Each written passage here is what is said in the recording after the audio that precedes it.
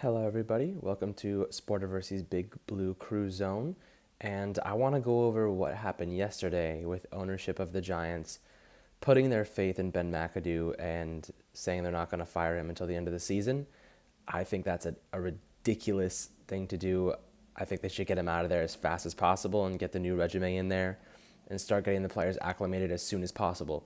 Now, the Giants gave up 82 points in the past two games.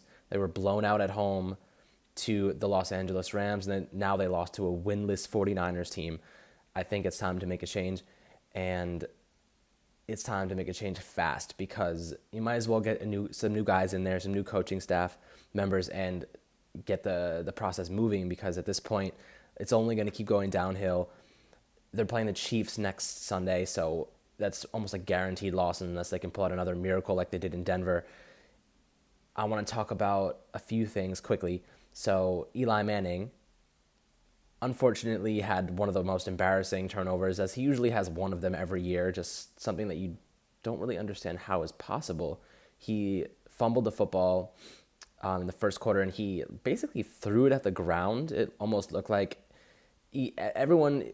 It's hard because, I'm a firm believer that Eli still has what it takes to be elite. And when he does things like that, it's kind of disappointing, and it makes me second guess myself at times.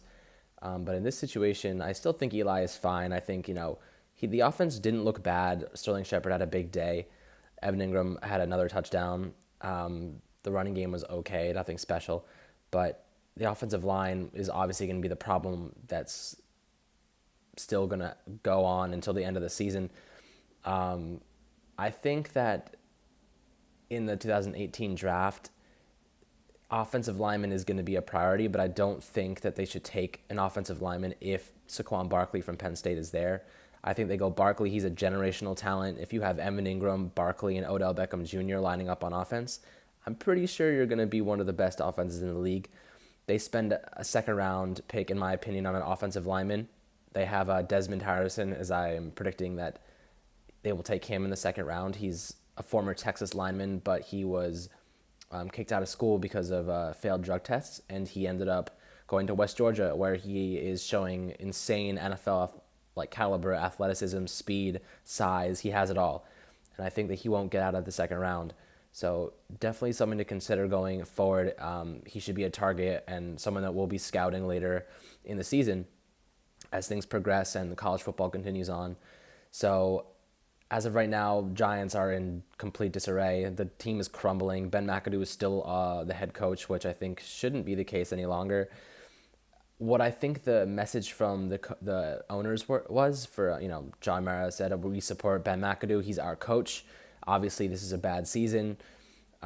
He kind of reiterated everything that we've been saying and thinking besides just not firing him, which was kind of disappointing, or at least putting something out in the open that he needs to perform better and lead his players better.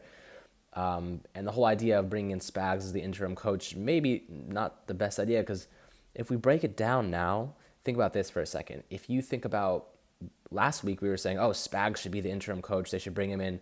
And suddenly everyone's like, wait a minute, the defense just got annihilated.